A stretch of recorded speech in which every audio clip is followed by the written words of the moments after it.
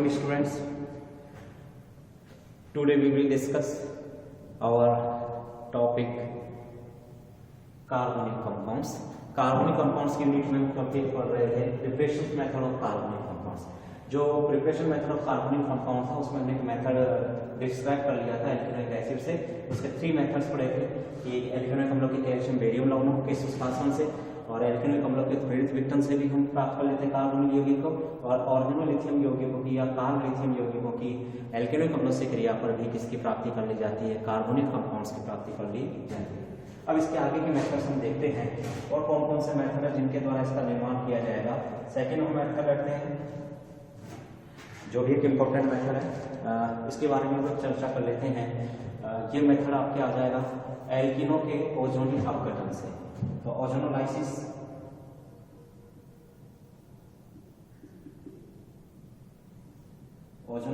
Of एल्किनों के ओजोनिक अपघटन से किसकी प्राप्ति करेंगे। ओके, तो सेकंड मैंने मेथड ये यूज किया है एल्किनों के ओजोनिक अपघटन से।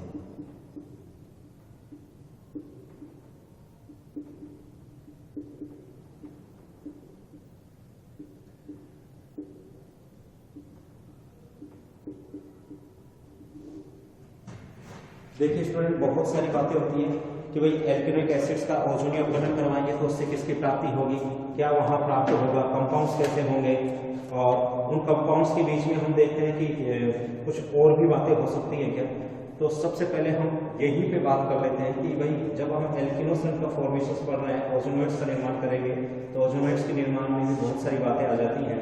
उनका निर्माण किस प्रकार से किया जाए, चक्रीय ओजोनोइड्स बनेंगे तो चक्रीय ओजोनोइड्स के लिए प्रक्रिया किस प्रकार की हो, तो ये सारी चीजें ध्यान में रखी गई और इन सारी चीजों को ध्यान में रखते हुए फिर आगे की क्रिया देखी गई।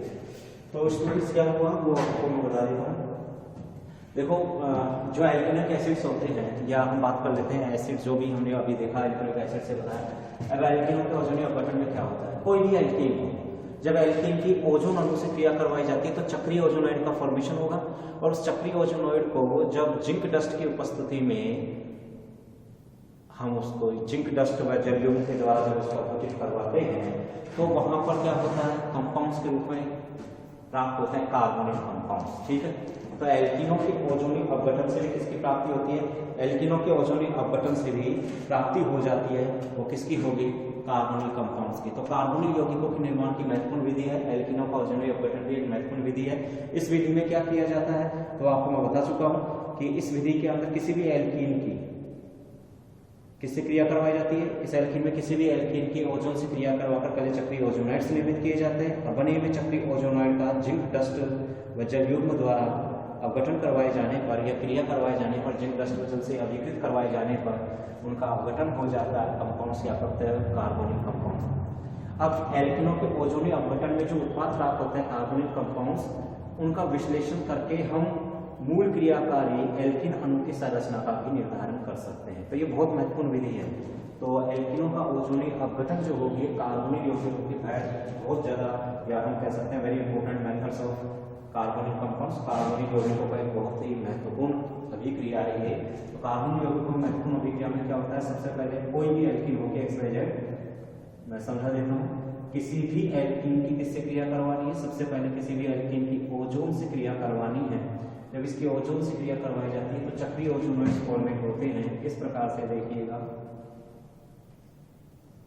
चक्रीय ओजोनोइड्स फॉर्मेट होंगे। ओके, क्योंकि ओजोन्स के अंदर ऑक्सीजन के 3 परमाणु हैं।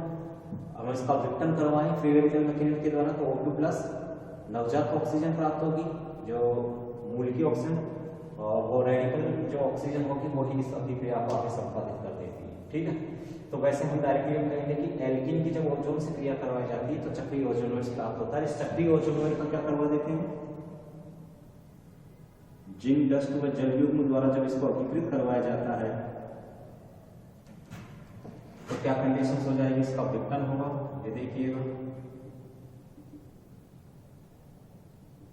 कंपाउंड क्या प्राप्त हो जाएगा, ये कंपाउंड अलग हो जाएगा, C डबल बॉन्ड O, ये भी अलग हो गया। तो कितने मोल प्राप्त हुए इसके, 2 मोल, और साथ में क्या प्राप्त हुआ, ऑक्सीजन किससे, H2O से क्रिया करके बना लेता है H2O2।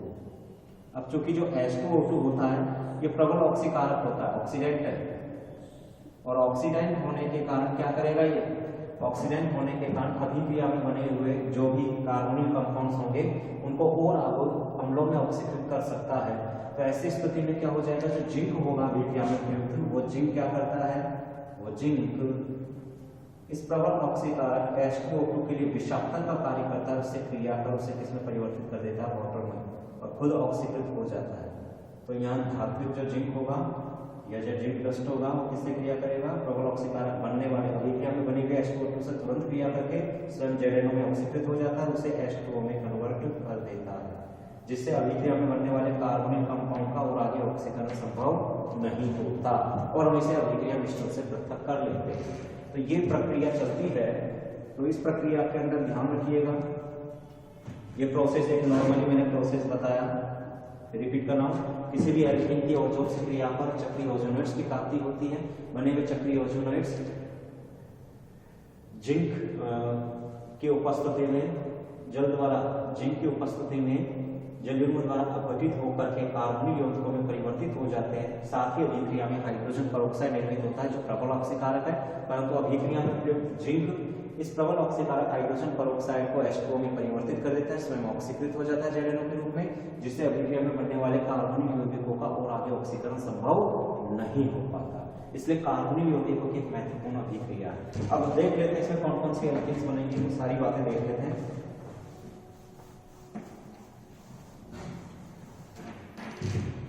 यहाँ हमने एग्जाम्पल लिया एल्कीन, हमने सिंपल एग्जाम्पल ली alkene CH2 double bond CH2। हमने एग्जाम्पल लिया एल्कीन का और इस एल्कीन की ओजोन से क्रिया करवाई। ओजोन से क्रिया पर क्या होगा, ओजोनोलाइसिस होगा। ओपन किया हमने स्ट्रक्चर्स, हाइड्रोजन हाइड्रोजन, प्रत्येक निर्बंधित कार्बन के हाइड्रोजन ओपन कर दिए, ये चक्रीय ओजोनोइड बना यहाँ पे, और फिर इसका विघटन हुआ। विघटन में क्या देखा हमने, ये देखिएगा कार्बन कार्बन, ध्यान रखिएगा कौन सा बॉन्ड विचलित हुआ यहाँ पे बॉन्ड जो ब्रेक होगा, ये ब्रेक हुआ है oxygen oxygen and carbon oxygen bond break हो गए, और फिर इसकी हमने जिंक डस्ट व जलयुग्म के साथ अभिक्रिया करवाई, जिससे क्या हो जाएगा, बनने वाला जो हाइड्रोजन पेरोक्साइड था उसे जिंक क्या कर देता है, H2O में कन्वर्ट कर देता है, स्वयं ऑक्सीकृत हो जाता है, जिससे अभिक्रिया में बने हुए कार्बोनिल यौगिकों को और आगे ऑक्सीकृत ना कर पाए। तो यहाँ कंपाउंड क्या प्राप्त हो गया, देखिएगा यहाँ प्राप्त हुआ HC, ये डबल बॉन्ड आ गया, and then HC double bond H, कितने बॉन्ड प्राप्त हुए इसके, 2 बॉन्ड प्राप्त हुए। साथ में क्या प्राप्त हुआ, H2O2, अभिक्रिया में बने हुए H2O2 को कौन अभिक्रित करेगा, बनने वाले H2O2 को जिंक अभिक्रिया में भाग ले रहा है, तो प्रयुक्त जिंक क्या करेगा, H2O2 से क्रिया कर स्वयं ZNO में ऑक्सीकृत हो जाता है और H2O2 को कन्वर्ट कर देता है H2O में, ठीक है, और स्वयं क्या हो जाएगा, ऑक्सीकृत हो जाएगा। तो स्वयं ऑक्सीडाइज हो जाएगा, परंतु दूसरे को क्या कर देगा, स्वयं ऑक्सीकृत हो जाएगा, दूसरे को अपचयित कर देगा। ओके, ये प्रोसेस हुआ। इस प्रोसेस के अंदर हम क्या देख रहे हैं कि इस प्रोसेस के द्वारा हमने देखा किसकी प्राप्ति हो रही है, फॉर्मेल्डिहाइड या मैथेनेट के 2 अणु प्राप्त हो रहे हैं। किसकी प्राप्ति हो रही है, मैथेनेट। तो अगर हम कंपाउंड्स क्या लेते हैं कि ओजोनोलाइसिस और एल्कीन में हमने कंपाउंड्स क्या काम लिया, अगर हम एथीन काम में ले रहे हैं केवल, तो एथीन से हमें प्राप्त कौन सा होगा, मैथेनेट प्राप्त होगा। अब मैं बात करता हूँ दूसरी एल्कीन काम में ले ली, इसी के अंदर हमने एग्जाम्पल, इसी से अपने एग्जाम्पल सोल्व किए। अगर मान लीजिए मैंने सब्स्टिट्यूट एल्कीन ले ली और सब्स्टिट्यूट एल्कीन के रूप में हमने क्या लिया, CH3 ले लिया, तो अब हमने एग्जाम्पल क्या लिया, हमने लिया CH3 CH double bond CH2, मैंने ले ली प्रोटीन। अगर मैं प्रोटीन की क्रिया करवाऊंगा ओजोन से तो कंपाउंड क्या बनेगा, यहाँ पे यहाँ आ जाएगा क्या, इस द्विबंधित कार्बन पर एक मैथिल और एक हाइड्रोजन है, तो ये मैथिल ग्रुप आ गया।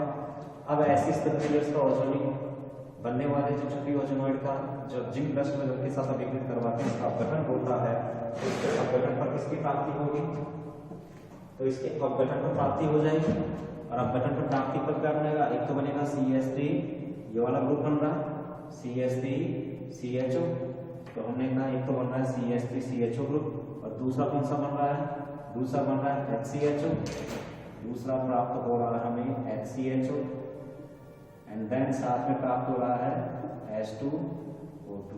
ओके, तो अभिक्रिया के अंदर प्राप्त क्या हुआ, तो अब इस अभिक्रिया को देख लेते हैं। इस पूरी अभिक्रिया में क्या प्राप्त हुआ, यहाँ प्रोटीन के ओजोन से क्रिया करवाई CH3CHO HCHO और ओजोन जो ऑक्सीजन थी वो किसके साथ H2O को अभिक्रिया करवा करके H2O के साथ उसे H2O2 में कन्वर्ट कर देती है। प्रबल ऑक्सीकारक कण जिंक से क्रिया करके कन्वर्ट हो जाता है। तो यहाँ एक अणु तो प्राप्त होता है एथेनेल और एक अणु प्राप्त होता है मैथेनेल। तो मैथेनॉल और एथेनेल दोनों एल्डिहाइड्स यहाँ प्राप्त हो जाएंगे और बनने वाले H2O2 की भी मैंने बात बताई थी कि प्रबल ऑक्सीकारक H2O2 की जिंक से क्रिया पर जिंक उसे स्वयं तो ZnO में कन्वर्ट हो जाएगा, उसे H2O में कन्वर्ट कर देता है। ओके, जिससे अभिक्रिया में बनने वाले एल्डिहाइड्स और आगे अम्लों में ऑक्सीकृत ना हो पाए। ओके स्टूडेंट्स, तो ये क्रिया हमने पढ़ी प्रोपीन की। तो प्रोपीन से क्या प्राप्त हो रहा है, केवल प्रोपीन से केवल मात्र प्राप्त हो रहा है, प्रोपीन से प्राप्त हो रहा है हमें प्रोपीन अगर काम में लेते हैं एल्कीन के रूप में, तो प्रोपीन से प्राप्त हो रहा है एथेनेल प्लस मैथेनेल। ओके, अब हमने लिया काम में, मान लीजिए हमने ये भी नहीं लिया, हमने ये वाली एल्कीन ली CH3 डबल बॉन्ड CH2। हमने काम में लिया क्या, आइसोब्यूटीन या हम कह सकते हैं 2-मेथिल प्रोपीन। और हम ये कह रहे हैं कि 2-मेथिल प्रोपीन की हमने क्रिया करवाई, ओजोन से इसकी क्रिया करवाई। तो ओजोन से क्रिया क्या बनाएगा, ट्राइओजोनाइड बनाएगा। कंपाउंड प्राप्त होगा CH3O and then CH2 and then O। इसका विघटन हुआ, बनने वाले चक्रीय ओजोनाइड विघटित हो जाएंगे। कंपाउंड क्या प्राप्त हुआ, CH3CO CH3HCO HCOH। जब इसको जिंक डस्ट व जलयुग्म के साथ अभिकृत करवाया तो कंपाउंड यहाँ प्राप्त क्या हुआ, एक तो प्राप्त हुआ CH3CO CH3 यानी प्राप्त हो गया प्रोपेनॉन, एसीटोन प्राप्त हो गया। सेकेंडली में प्राप्त हुआ क्या, HCOH प्राप्त हो गया मैथेनेल, एक एल्डिहाइड और एक कीटोन प्राप्त हो गया और फिर बना H2O2। और अभी क्या बना हुआ H2O2 में बार बार बोल चुका हूँ कि अभी क्या बना H2O2, इसको जिंक किसमें कन्वर्ट कर देता है H2O में, उसमें ZnO के रूप में ऑक्सीडेट हो जाता है। ओके, तो यहाँ भी हमने कहा कि इस अभिक्रिया के द्वारा कि हमने बात की कि जब हम प्रोपीन की क्रिया देखते हैं तो 2-मेथिल प्रोपीन से क्या बन रहा है, प्रोपेनॉन बन रहा है और साथ में क्या बन रहा है, उससे मैथेनेल की भी प्राप्ति हो रही है। ओके स्टूडेंट्स, तो स्टूडेंट्स आपने अभी देखा कि यहाँ प्राप्त हो रहा है, हमने कहा कि अगर मान लीजिए मैंने 2-मेथिल प्रोपीन का यूज किया है तो 2-मेथिल प्रोपीन से हमें प्राप्त हो रहा है, एक तो प्राप्त हो रहा था अभी आपको मैंने बताया था प्रोपेनॉन और दूसरा मॉलिक्यूल यहाँ प्राप्त हो रहा था कौन सा, मैथेनेल।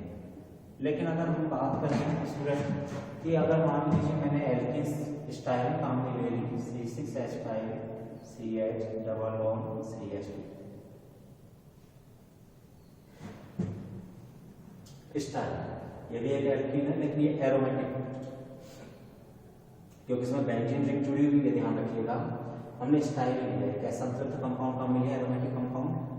अब इसकी क्रिया हमने करवाई ओजोन से, तो इसकी ओजोन से जब क्रिया होगी तो ओजोन से क्रिया पर क्या बनेगा, C6H5 CHO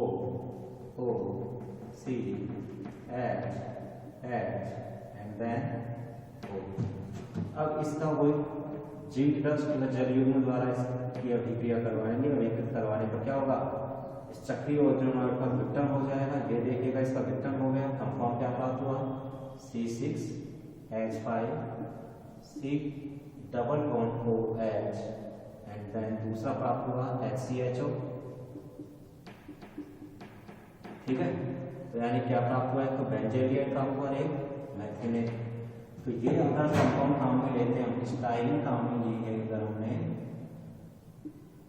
तो इसका नाम क्या दिया जाएगा, मैं आपको पहले बता चुका हूँ, 2-फेनिल एथीन।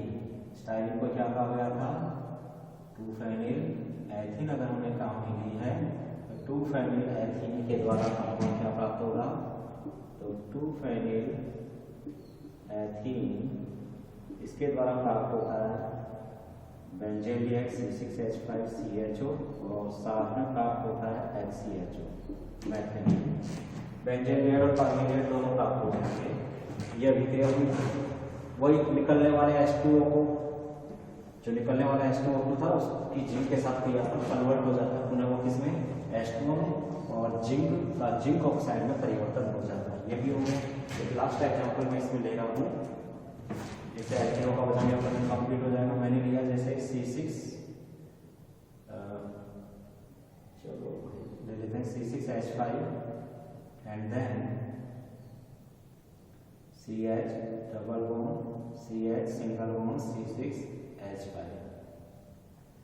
डाइफेनिल एथीन ले लिया। ठीक है, ये मैंने एक एल्कीन ली है इस टाइप की।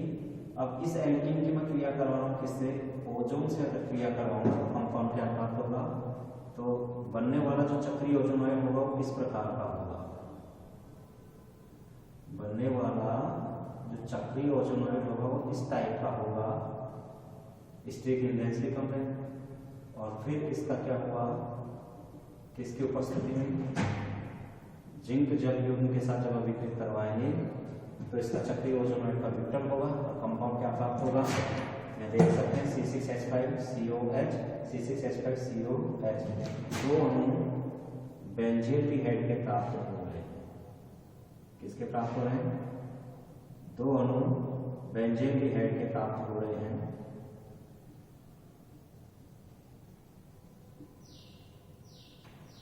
दो अणु बेंजील्डिहाइड प्राप्त हो रहा है, साथ में क्या निकल रहा है, H2O2।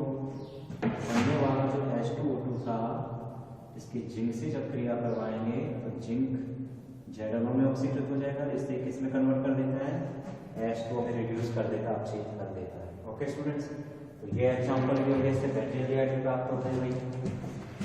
अब अगर मान लीजिए मैंने एग्जांपल चेंज कर दिया, मैंने कहा कि मैंने वो एग्जांपल तो लिया ही नहीं, कौन सा, मैंने अभी 2-ब्यूटीन का एग्जांपल तो लिया ही नहीं। अगर मैंने 2-ब्यूटीन का में ली है एग्जांपल लिया CH3 CH double bond CH CH3, अगर हमने ब्यूट-2-इन या 2-ब्यूटीन का एग्जांपल काम में लिया है और इसकी हमने क्रिया करवाई ओजोन से, तो ओजोन से क्रिया पर ये चक्रीय ओजोनॉइड बनाएगा CH3 CHO and then CH3 CHO। और अब इसका क्या हो गया, जिंक डस्ट व जलीय गुण की उपस्थिति में इसमें उपस्थित कार्बन ऑक्सीजन और ऑक्सीजन ऑक्सीजन गुण भेद होते हैं। हमने काम में ले लिया जिंक व जलीय गुण, जिंक डस्ट की उपस्थिति में जल से विघटित करवाने पर इसका विघटन हो जाएगा और अभी भी हमें क्या बनेगा, CH3COH, कितने अणु प्राप्त होंगे इसके, 2। ओके, और अभी भी हमें साथ में क्या बना, H2O2, और बने हुए H2O2 को कौन अभिक्रिया करेगा, अभिक्रिया में जो जिंक काम में लिया गया था वो इसको बदल देता है, स्वयं ZnO में ऑक्सीकृत हो जाएगा और H2O2 को परिवर्तित कर देता है H2O में, जिससे अभिक्रिया में बनने वाला जो एथेनेट है एसिटाइल था उसका और आगे ऑक्सीडेशन संभव नहीं होगा, इसका आगे ऑक्सीडेशन नहीं हो पाएगा,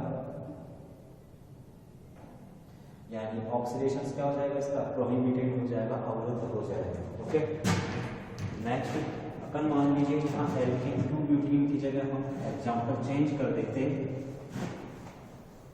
अगर हम 2-ब्यूटीन की जगह एग्जांपल चेंज कर देते, हम एग्जांपल कौन सा ले रहे हैं, अगर हम इसकी जगह एक एग्जांपल काम में ले रहे हैं, हमने कहा हाइड्रोजन को हमने रिलीज किया और यहाँ पर मैथिल जोड़ दिया और यहाँ पर भी मैथिल, हमने लिया ट्रांस 2-ब्यूटीन ले लिया, ठीक है। 2,3 डाइमेथिल, एग्जाम्पल मैंने चेंज कर दिया, मैंने लिया 2,3 डाइमेथिल ब्यूटोइड, ये एग्जाम्पल लिया। 2,3 डाइमेथिल ब्यूटोइड की जब ओजोन से क्रिया करवाते हैं तो चक्रीय ओजोनोइड बनेगा, CH3 CH3 O CH3 then CH3 O। अब इसका भी वही जिंक डस्ट जल युग्म द्वारा क्या हो गया, इस चक्रीय ओजोनोइड का विघटन हुआ, और इस चक्रीय ओजोनोइड का जिंक डस्ट में जल युग्म द्वारा विघटन होने पर कंपाउंड क्या प्राप्त होगा, प्राप्त होगा CH3CO CH3। कितने मोल बन रहे हैं इसके, 1 मोल ये बन रहा है और 1 मोल ये बन रहा है, टोटल कितने मोल बने, 2 मोल। साथ में क्या बना, H2O2, अभी भी हमें बना हुआ है H2O2 कहाँ जाएगा, वो जिंक के साथ अभिक्रित होगा, जिंक उसे तुरंत कन्वर्ट किसमें कर देता है, H2O में कन्वर्ट कर देता है, स्वयं ZNO में ऑक्सीकृत हो जाता है। ओके, तो स्टूडेंट्स मेरे जो अभी बताया एल्किनों के ओजोनीय अपघटन से, तो एल्किनों के ओजोनीय अपघटन की जो क्रिया थी, एल्किनों के ओजोनीय अपघटन की क्रिया के बाद में सारे एग्जाम्पल सोल्व करवा दिए कि अगर हम 2-ब्यूटीन काम में लेते हैं तब तो कंपाउंड क्या बन रहा था, 2 अणु किसके बन रहे थे, एथेनॉल के प्राप्त हो रहे थे। अगर मैं काम में लेता हूँ 2,3 डाइमेथिल 2-ब्यूटीन एग्जाम्पल काम में लेता हूँ, तो ऐसी स्थिति में मेरे पास क्या बन रहा है, 2 अणु प्रोपेनॉन के प्राप्त हो रहे हैं, CH3CO CH3। ओके, तो ये मैंने सारी संभावित जितनी भी एल्कीन्स थी तो ओजोनोलाइसिस करवा दिया कि ओजोनोलाइसिस ऑफ एल्कीन्स के द्वारा क्या प्राप्त होगा। ओके, तो ये ध्यान रखिएगा, ये सारे एग्जाम्पल आपको मैंने बता दिए हैं।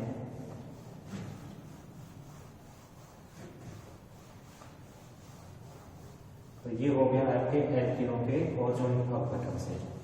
तो सेकंड मेथड भी कंप्लीट हो गया। तीसरा है, इसी के अंदर एक शॉर्ट मेथड ले लेते हैं, जेमडाई हैलाइडों के जल अपघटन से।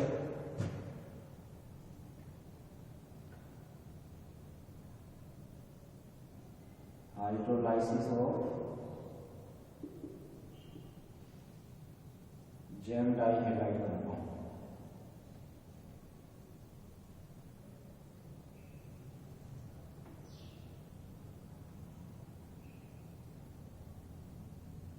ठीक है, जल अपघटन करवाना है। जल अपघटन किसका हो, तो जल अपघटन हमने कह दिया है, जल अपघटन किसका करवाएंगे, तो जल अपघटन भी हम करवा लेते हैं जेमडाई हैलाइडों के जल अपघटन से by the hydrolysis of gem di halide. तो जो जेमडाई हैलाइड होंगे, जेमडाई हैलाइडों के जल अपघटन से भी इसकी प्राप्ति होगी, देखते हैं जेमडाई हैलाइडों के जल अपघटन से।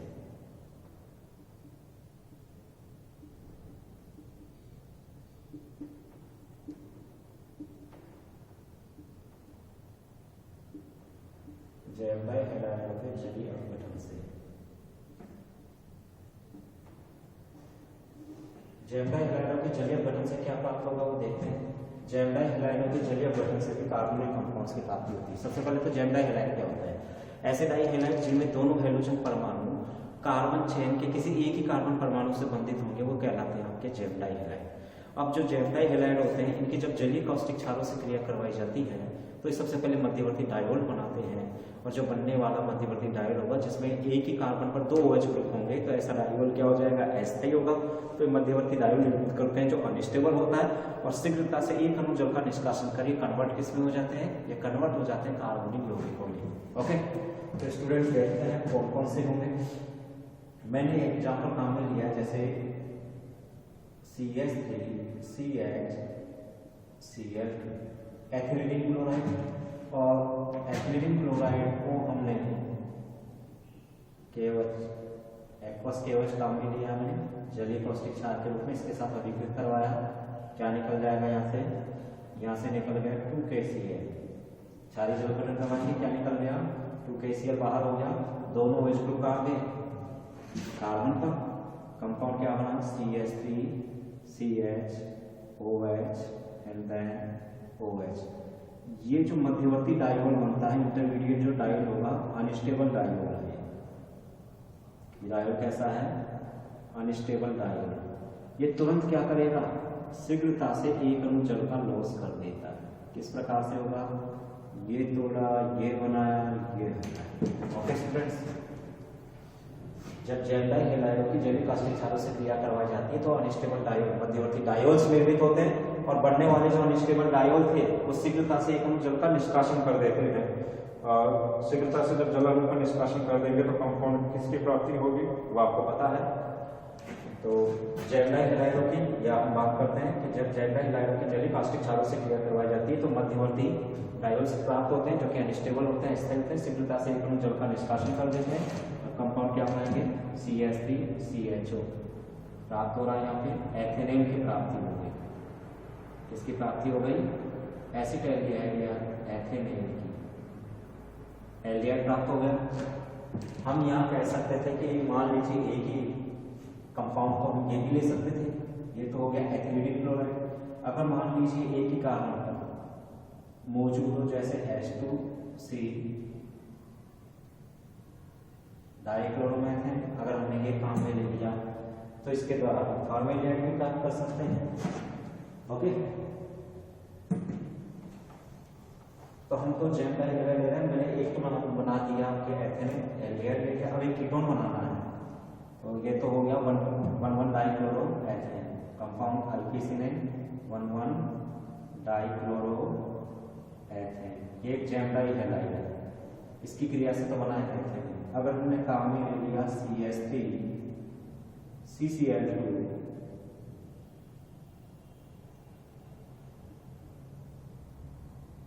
CH3 हमने काम में ले लिया 2,2 डाइक्लोरो प्रोपेन 2,2 डाइक्लोरोप्रोपेन के लिए जेल्डाई हैलाइड है। इसकी भी किससे क्रिया करवाई? इसकी भी जलीय कास्टिक क्षार से क्रिया करवाई, KOH एक्वस KOH से क्रिया करवाई। क्या निकल जाएगा? KCl रिमूव हो जाएंगे, दोनों KCl बाहर चले जाएंगे। ठीक है, Cl माइनस है और K प्लस है तो बाहर चले गए। अब OH माइनस कहाँ जाएगा? OH माइनस आ जाएगा CH पर, तो इस कार्बन पर क्या आ जाएंगे? OH ग्रुप आ जाएगा। ओके, कंपाउंड क्या बनेगा? यहाँ बनाएगा ये CH3C OH and then OH और क्या जोड़ दिया? CH3। यहाँ भी क्या हो जाएगा? अनस्टेबल डायोल बनेगा। बनने वाला जो अनस्टेबल डायोल होगा शीघ्रता से एक अणु जल का निष्कासन कर देगा, शीघ्रता से एक अणु जल का निष्कासन कर देगा क्योंकि ये भी एक अनस्टेबल डायोल है। ये भी क्या है? एक अनस्टेबल डायोल है। शीघ्रता से जल अणु निष्कासित करेगा। ये तोड़ा, ये बनाया, ये हटाया, एक अणु जल निष्कासित हुआ। कंपाउंड क्या प्राप्त हुआ? CH3CO CH3 प्राप्त हो गया। यहाँ पे प्रोपेन, क्या प्राप्त हुआ? प्रोपेनॉन। तो जेल्डाई हैलाइडों के क्षारीय जल अपघटन से, जेल्डाई हैलाइडों के क्षारीय जल अपघटन से भी किसकी प्राप्ति होती है? कार्बनिक यौगिक एल्डिहाइड कीटोन दोनों ही प्राप्त हो जाते हैं। तो जेल्डाई हैलाइडों के क्षारीय जल अपघटन से कार्बोनिक कंपाउंड्स के रूप में एल्डिहाइड भी प्राप्त होते हैं और कीटोन्स भी प्राप्त होते हैं। एल्डिहाइड हमने लिया एथेनेल का और कीटोन्स हमने कौन सा लिया? प्रोपेनॉन काम में लिया है। ओके स्टूडेंट्स, तो ये मैंने बताया जेल्डाई हैलाइडों के क्षारीय जल अपघटन से भी किसकी प्राप्ति हो जाती है? कार्बनिक कंपाउंड्स की प्राप्ति हो जाती है।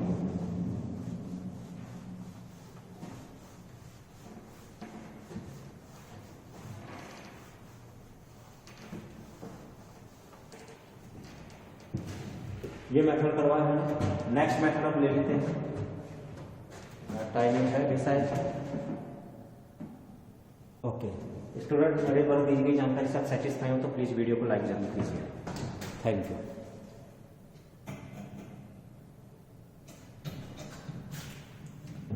एक जरूर ध्यान रखिएगा स्टूडेंट्स कि ये जो मैंने मेथड्स बताया था, हाइड्रोलाइसिस ऑफ जेल्डाई हैलाइडों का क्षारीय जल अपघटन, इससे कार्बोनिक कंपाउंड्स एल्डिहाइड प्राप्त होते हैं, कीटोन भी होते हैं। दूसरा मैंने मेथड बताया था ओजोनोलाइसिस ऑफ एल्कीन, इसके अंदर हमने सारी प्रकार जितने भी एल्कीन संभावित हो रही थी सभी एल्कीनों को हमने काम में लिया है और उनसे हमने संभावित जितने भी एल्डिहाइड और कीटोन्स थे उनका फॉर्मेशन हमने किया है। ठीक है, अब जो नेक्स्ट न्यू मेथड्स हम काम में लेंगे, बहुत सारे मेथड्स हैं, एक एक करके हम देखते जाएंगे। तो प्लीज अगर वीडियो पसंद आता है तो वीडियो को जरूर लाइक कीजिएगा। Thank you.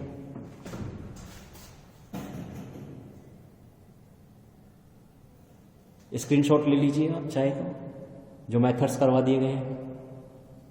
ओके।